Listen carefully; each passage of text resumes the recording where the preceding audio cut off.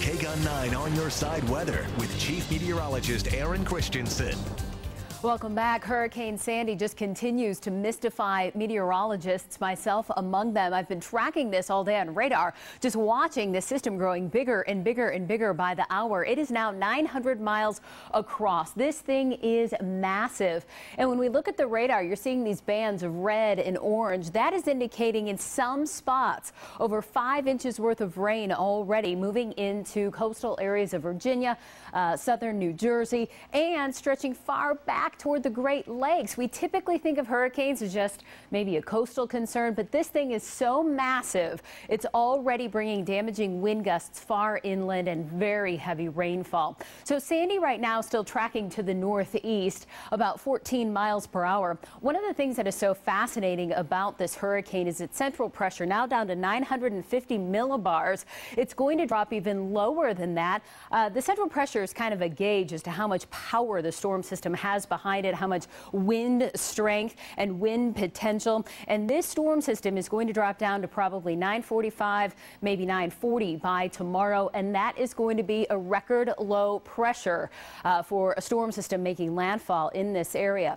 Although it's tracking to the northeast now, come tomorrow, it is going to butt heads with the jet stream, strongest winds of the atmosphere right about here. So although it's moving northeast, it's going to be shifted, sort of forced back to the coast. And that is why we're calling for that landfall somewhere along the southern New Jersey shoreline late tomorrow into early morning hours on Tuesday. To up the freak factor of this storm system, it's also going to hit during a high tide. Of course, we know the moon influences the high and low tide on a daily basis, but this is going to coincide with the full moon. So we're going to have the highest of high tides. We call that the spring tide tomorrow. So typical high tide about 2 feet above sea level. You tack 10 feet of storm surge on top of that, and you have something we call storm tide. We're talking 12 to 15 high storm tide with this storm system tomorrow.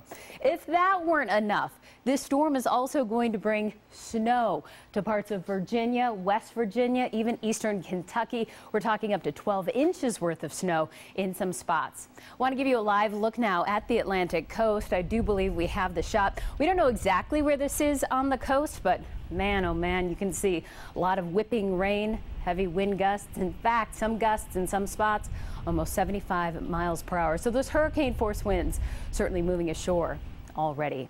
We give you a look at Tucson. We're pretty quiet, pretty calm, right? Clear skies, 67.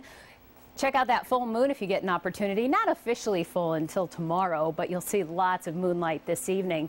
At this hour, we're at 59 Safford, 41 Shola. That's 67 in Tucson, but 60 for Oracle. Our high today, 90 degrees. We were actually closer to the record from the average with 94.